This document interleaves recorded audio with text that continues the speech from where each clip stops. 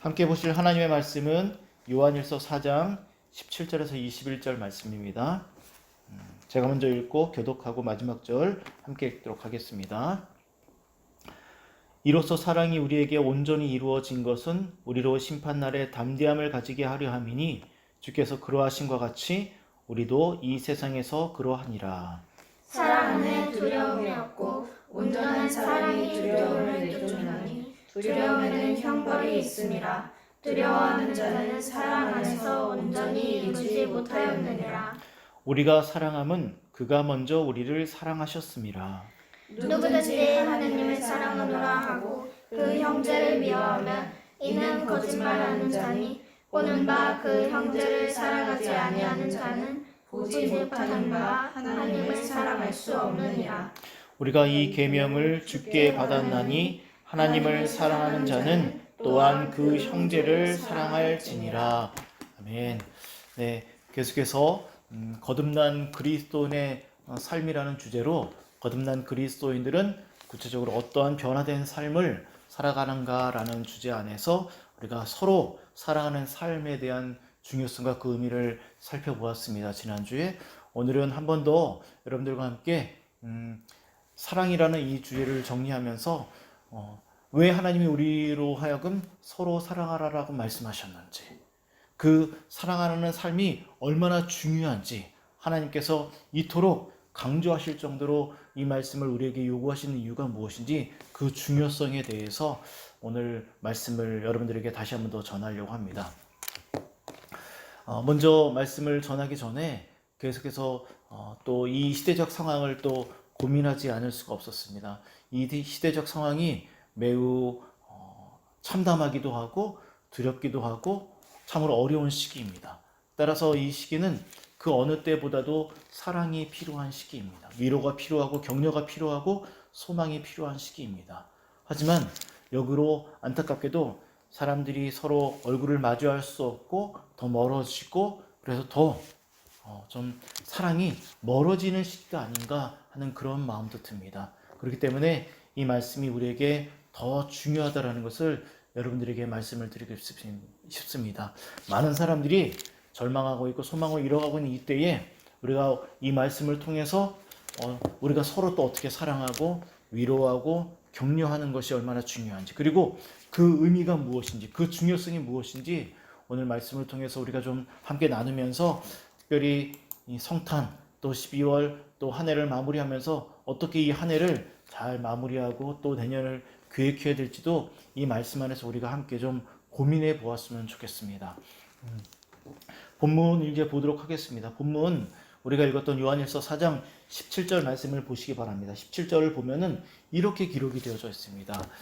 사랑이 우리에게 온전히 이루어진 것은, 하나님이 우리에게 말씀하신 이 서로 사랑하라는 이 말씀이 우리에게 온전히 이루어진 것은 우리로 그렇게 온전히 이루어졌을 때 우리로 하여금 심판날에 담대함을 가지게 하려는 이유가 있다라는 것이죠. 다시금 보도록 하겠습니다. 만약 우리가 하나님이 말씀하신 대로 우리가 서로 온전히 잘 사랑하게 되면 그 사랑한 결과로 인해서 어떤 일이 발생이 되냐면 바로 심판의 날에 우리의 마음이 담대해질 수 있다는 것입니다. 그럼 먼저 왜 좀 이해하기 어렵죠? 이 말씀을 풀어보면서 왜 하나님이 서로 사랑할 때 이러한 일이 발생할 수 있는지에 대해서 그 이유를 좀 살펴보도록 하겠습니다. 사랑이 우리에게 온전히 이루어졌다는 말의 의미, 그것은 바로 좀 전에 말씀드렸듯이 하나님의 말씀이 또한 하나님의 말씀하신 대로 우리가 그렇게 하나님이 우리에게 아들을 보내주신 그 본을 따라서 아무런 대가 없이 이유 없이 그냥 누군가 힘들어하고 어려워하고 있는 사람들에게 필요를 제공하고 그를 섬기고 사랑하게 되면 그 사랑이 온전하여진다라는 것인데, 이때 우리는 심판의 날에 마음이 담대해질 수 있다는 것입니다. 담대해질 수 있다는 것. 어떻게 서로 사랑하게 된 사람들은 심판의 날이 되면 담대한 마음을 갖게 된다라고 하나님께서 우리에게 말씀하셨는가? 심판의 날이 되어도 마음이 담대해질 수 있다는 말씀의 의미가 무엇인지 이 말씀의 의미를 이해하기 위해서는 17절과 18절 말씀을 함께 이해해야만 말씀을 바르게 이해할 수가 있습니다. 우리 17절과 18절을 다시 한번 읽어보도록 하겠습니다. 말씀이 좀 어렵긴 하지만, 그리고 제가 풀어드리겠지만 한번 먼저 좀 읽어보고 말씀을 풀어보도록 하겠습니다. 읽겠습니다. 시작. 이로써 사랑이 우리에게 온전히 이루어진 것은 우리로 심판날에 담대함을 가지게 하려 함이니 주께서 그러하심과 같이 우리도 이 세상에서 그러하니라. 사랑 안에 두려움이 없고 온전한 사랑이 두려움을 내쫓나니 두려움에는 형벌이 있음이라. 두려워하는 자는 사랑 안에서 온전히 이루지 못하였느니라. 네, 17절에 보면은 사랑을 온전히 이루게 되면, 하나님 말씀대로 온전히 서로 사랑하게 되면 심판의 날이 되어도 마음이 담대할 수 있다라고 말을 하고 있고, 또 18절에 보니까 사랑을 온전히 하면 두려움이 없다라고 합니다. 왜냐하면 온전한 사랑이 두려움을 내쫓아버리기 때문이라고 하죠. 두려움은 형벌을 면하게 해준답니다. 자, 그럼 왜 17절과 18절에서 이런 말씀을 하고 있는가? 먼저 담대함과 두려움은 서로 정반대가 되는, 정반대의 성격을 갖고 있습니다. 그렇죠? 두려워하는 마음과 두려워하지 않은 담대한 마음이 서로 정반대의 어떤 성격을 갖고 있잖아요. 따라서 이 17절과 18절은 담대함과 두려움을 서로 대조해서 비교해서 우리에게 이야기를 하고 있는데, 그럼 왜 이런 말을 하고 있는가? 다시 말씀드리지만 담대함의 반대가 되는 말은 두렵다라는 말입니다. 그리고 두려움의 반대는 담대함이란 말이죠. 그러면 성경에서 이렇게 서로 비교하고 있는가? 먼저 17절과 18절의 말씀의 배경을 여러분들에게 말씀을 드리도록 하겠습니다. 17절과 18절의 말씀의 배경은 어떤 것이냐면, 예수님이 세상을 심판하시기 위해서 언젠가는 이 땅에 다시 오시게 될 것입니다. 그렇죠?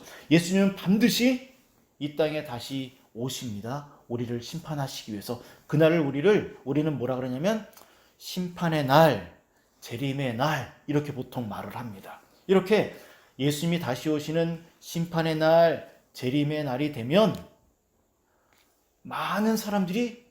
모든 사람들이 예수님 앞으로 다 모이게 됩니다. 왜냐하면 심판을 받기 위해서.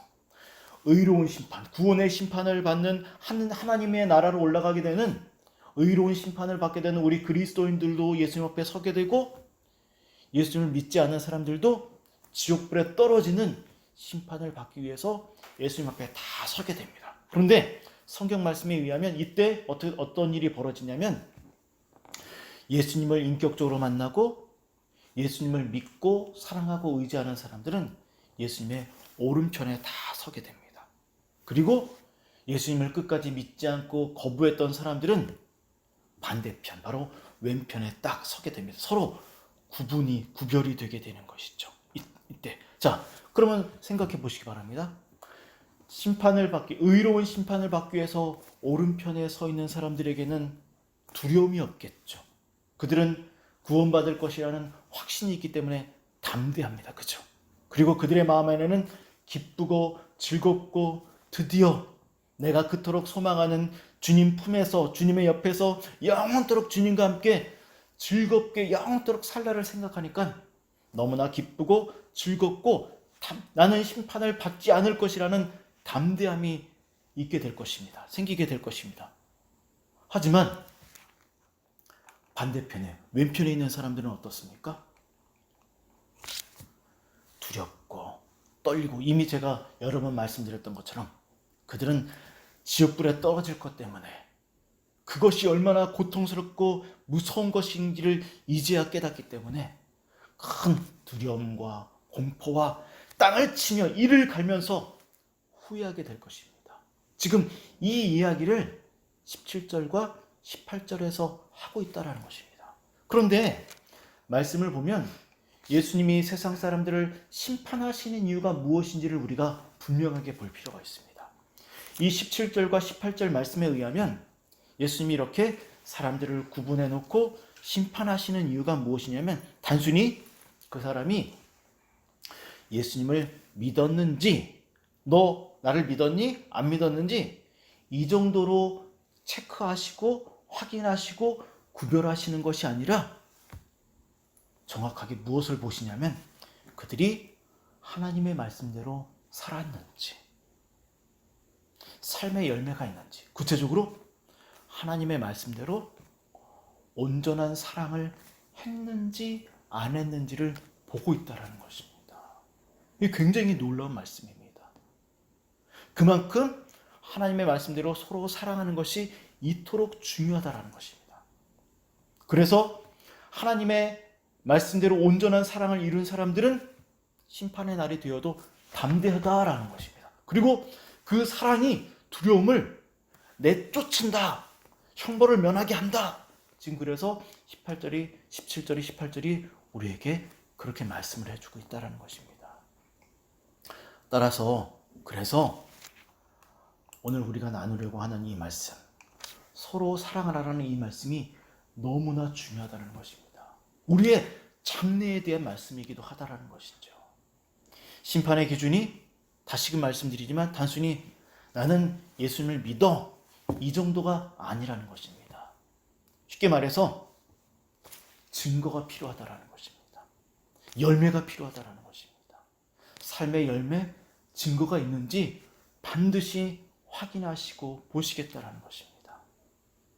말로만이라는 것이 아니라는 것이죠. 하지만 우리가 이 말씀을 통해서 오해해서는 안 되는 것이 있는데 그것은 무엇이냐면 심판을 면하기 위해서 두려워서 형벌을 받기 싫어서 하나님의 말씀대로 살려고 하는 율법주의자가 되어서는 결코 안 된다는 것입니다. 진정으로 예수님을 만난 사람들은 성령 하나님께서 계속해서 우리 안에 역사하셔서 우리 안에 하나님의 말씀대로 살고자 하는 마음을 주시고 이 말씀대로 살 때 기쁨을 주시고 소망을 주셔서 자원하는 심정으로 기쁨으로 살고자 하는 마음이 일어난다는 것이죠.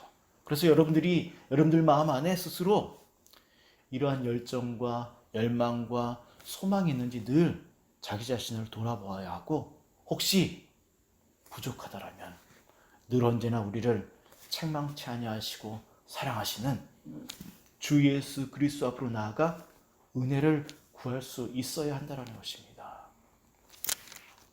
하나님의 말씀을 따라서 온전한 사랑을 한 사람들은 오른편에 선다라는 것, 그리고 그들은 담대할 수 있다라는 것, 그들에게는 두려움이 없다라는 이 말씀을 여러분들이 정말 진심으로 마음에 새겨서 진심을 다해서 주님을 사랑하고 주의 말씀대로 사랑하는 여러분들이 되시기를 주님의 이름으로 부탁을 드리겠습니다. 자, 그럼 우리 다시 한 번 더 18절 말씀 한 번 더 보도록 하겠습니다. 18절 말씀은 이렇습니다. 사랑 안에 두려움이 없고 온전한 사랑이 두려움을 내쫓나니 두려움에는 형벌이 있음이라. 두려워하는 자는 사랑 안에서 온전히 이루지 못하였느니라 라고 하면서 특히 이 후반절에 보면 두려움에는 형벌이 있고 두려워하는 자는 사랑을 온전히 이루지 못했다라고 분명하게 이야기를 하고 있습니다. 그렇죠? 그들이 두려워하는 이유, 심판을 받는 이유는 하나님의 말씀하시는 서로 사랑하라는 이 말씀을 온전히 이루지 못했기 때문이라는 것입니다. 서로 사랑하는 삶, 이 중요성, 이 중대성, 여러분들이 정말 진심을 다해서 서로 사랑해야 된다는 것. 이 말씀을 통해서 우리가 또 한 가지 확인할 수 있는 것은 하나님이 우리에게 믿음, 소망, 사랑 중에 그 중에 제일이 사랑이라고 말씀하신 이유가 또한 여기 있다라는 것을 우리가 다시 한 번 더 마음에 깊이 새길 수 있어야 한다는 것이죠. 자, 그러면 이 말씀이 실제적으로 그대로 정말 예수님이 이 땅에 오시는 그 재림의 날, 심판의 날에 정말 이 말씀이 그대로 이루어지는지 이루어지지 아니하는지 우리 말씀을 한 구절 더 확인해 보도록 하겠습니다. 증거가 되는 말씀을 확인해 보도록 할 텐데 다 함께 여기 요한일서 4장을 이렇게 책갈피로 껴놓고 마태복음 25장으로 넘어가 보도록 하겠습니다. 마태복음 25장입니다.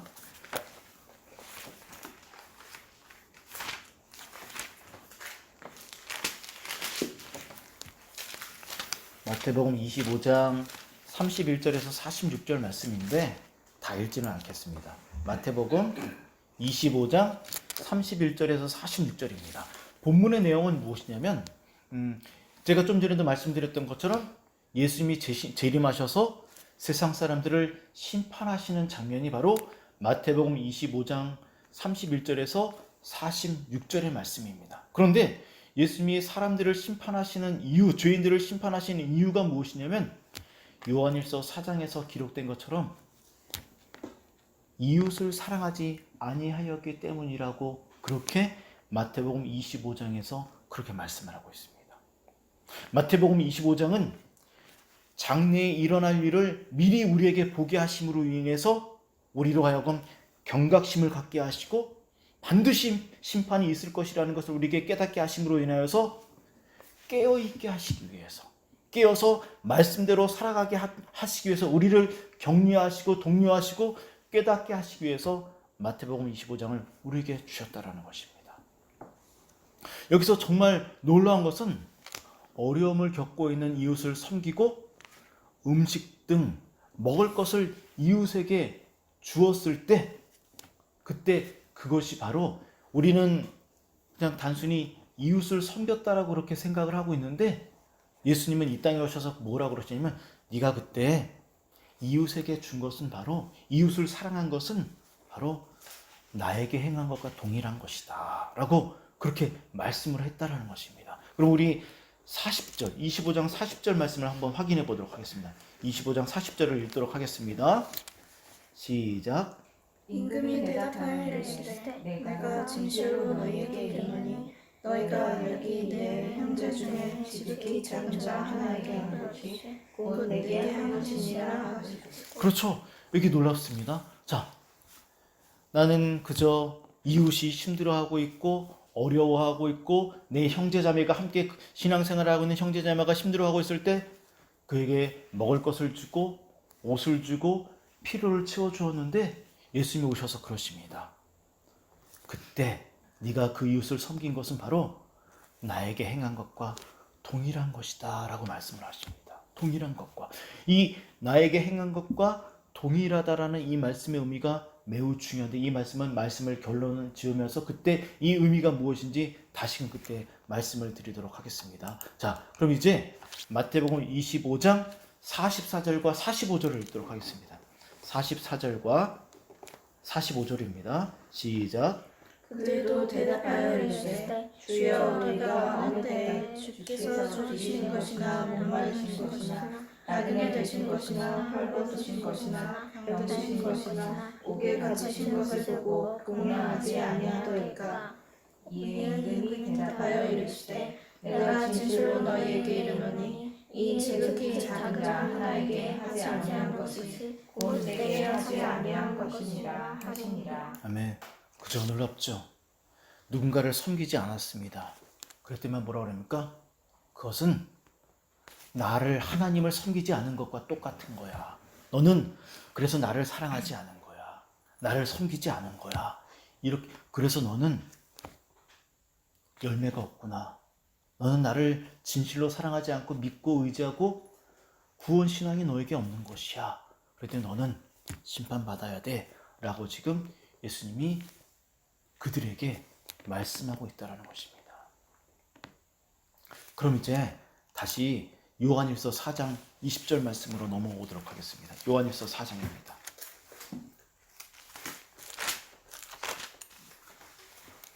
(4장 20절) 말씀은 이렇습니다. 제가 읽어드리겠습니다. 누구든지 하나님을 사랑하노라 하고 그 형제를 미워하면 이는 거짓말하는 자니 보는 바 그 형제를 사랑하지 아니하는 자는 보지 못하는 바 하나님을 사랑할 수 없느니라 라고 이렇게 말씀하고 있습니다. 이 말은 무엇이냐면, 어떻게 눈에 보이는 힘들어하고 있는 이웃을 사랑하지 못하면서, 눈에 보이는 사람도 사랑하지 못하면서 어떻게 눈에 보이지 않는 하나님을 사랑할 수 있다라고 말할 수 있니? 그건 거짓말이야 라고 말을 하고 있습니다. 굉장히 놀랐습니다. 그렇죠? 눈에 보이는 너의 이웃의 필요도 채워지지 못하면서 나를 사랑한다라는 것은 거짓말이야.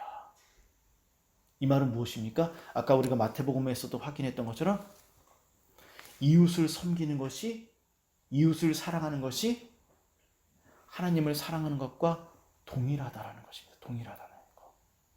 다시금 말씀드리지만 이웃을 사랑하지 아니한 채 하나님께만 잘하려고 하는 것은 거짓말이고, 그것은 하나님을 사랑하는 것이 아니고, 그것은 그렇게 하는 사랑은 불가능한 사랑이라는 것입니다. 성경은 분명하게 눈에 보이는 이웃을 사랑하지 못하면 눈에 보이지 않는 하나님을 사랑한다는 말이 거짓이고 불가능하다라고 분명하게 이야기하고 있죠. 아주 단호하게 이야기를 하고 있습니다. 그렇기 때문에 서로 사랑한다라는 것, 함께 신앙생활을 하고 함께 주님의 일을 하는 그러한 사람들의 필요를 채우고 돕고 섬기는 일이 얼마나 중요한지, 제가 한 군데 증거가 되는 말씀을 또 한번 여러분들에게 찾아서 읽어드리도록 하겠습니다. 마가복음 12장입니다. 마가복음 12장. 제가 읽어드리도록 하겠습니다. 마가복음 12장 39절에서 40절 말씀입니다. 마가복음 12장 39절에서 40절 제가 읽겠습니다. 회당의 높은 자리와 잔치의 윗자리를 원하는 서기관들을 삼가라. 그들은 과부의 가산을 삼키며 외식으로 길게 기도하니 그 받는 판결이 더욱 중하니라 하시니라. 아멘. 여기 보니까 뭐라고 그럽니까? 서기관들은 그 누구보다 열심히 기도하고 하나님을 예배하고 하나님을 섬기는 사람처럼 보이지만 그들은 과부의 가산을 삼키는 자, 이웃을 섬기지 않는 자라고 그렇게 이야기를 하고 있다는 것이죠. 그래서 그들은 심판을 받을 수밖에 없다라고, 지금 그들은 심판을 모면할 길이 없다라고 그렇게 우리에게 말씀하고 있는 것을 우리가 알 수 있습니다. 이렇게 진정한 사랑은 언제나 하나님을 향하면서 동일하게 이웃을 향해서도 그렇게 동일한 사랑으로 살아가야 한다는 것을 우리는 분명하게 말씀을 이해할 수가 있습니다. 이제 말씀을 마무리하면서 마가복음 4장 21절에 있는 말씀을 함께 읽었으면 좋겠습니다. 죄송합니다. 요한일서 4장입니다. 요한일서 4장 21절 말씀입니다. 네, 함께 읽겠습니다. 시작. 우리가 이 계명을 주께 받았나니 하나님을 사랑하는 자는 또한 그 형제를 사랑할지니라. 아멘. 여기 뭐라 그럽니까? 하나님을 사랑하는 자는 또한 그 형제를 사랑할지니라. 이 말씀의 의미는 무엇이냐면, 하나님을 사랑하는 가장 구체적이고 가장 정확한 방법은 무엇이냐면, 저는 하나님을 사랑합니다라고 했을 때 그 하나님을 사랑한다라는 그 구체적인 방식은 무엇이냐면 바로 형제를 사랑하는 것이라고 말을 합니다. 다시 말해서 형제를 사랑하지 아니하면 그것은 하나님을 사랑하지 않는 것과 동일한 것이고, 하나님을 사랑하는 가장 구체적인 실천 방식이 무엇이냐면 바로 우리의 이웃, 형제, 자매, 함께 신앙생활을 하는 그리스도인들을 사랑하는 것이라는 것입니다. 그들을 사랑하지 못하면 결코 하나님을 사랑하는 것이 아니라는 것입니다. 마침 이 말씀을 나누는 가운데 12월이 되었고 또 우리를 구원하시기 위해서 이 땅에 오신 예수님을, 또한 예수님이 탄생하신 성탄절입니다. 우리가 12월을 한 해를 마무리하고 또 성탄을 준비하는 가운데 우리 함께 구체적으로 이 성탄의 기쁨을 이웃에게 나눌 수 있는 계획을 좀 세워보았으면 좋겠습니다. 그렇게 주님이 말씀하신 대로 내가 섬기고 도와야 될 이웃은 누구인지, 여러분들 우리 옆에 있는 가족일 수도 있고 또한 선교사님들일 수도 있고 아니면 친한 또 이웃일 수도 있습니다. 혹시 필요한 이웃이 누가 있는지 좀 살펴보고 실제적으로 이 사랑을 구체적으로 구체화해서 나눌 수 있는 실천 방법을 좀 함께 세워서 기도하면서 하나님이 우리에게 아무런 대가 없이 아들을 보내주신 것처럼 우리도 그렇게 누군가를 섬기고 이유 없이 대가 없이 바라는 것 없이 그들을 정말 사랑하고 또한 때론 돌볼 수 있는 그런 마음으로 12월 한 해를 좀 잘 마무리할 수 있었으면 좋겠습니다. 그래서 주님 앞에 섰을 때 내가 이웃을 사랑한 그 신앙의 열매, 사랑의 열매를 내어드릴 수 있는 그러한 신앙의 사람들 다 되기를 바라고 이 기도의 제목을 붙잡고 여러분들 기도할 수 있었으면 좋겠습니다. 기도하면서 여러분들 한 해를 잘 마무리하고 계획을 세우는 여러분들 되기를 주님의 이름으로 부탁드립니다. 기도하도록 하겠습니다.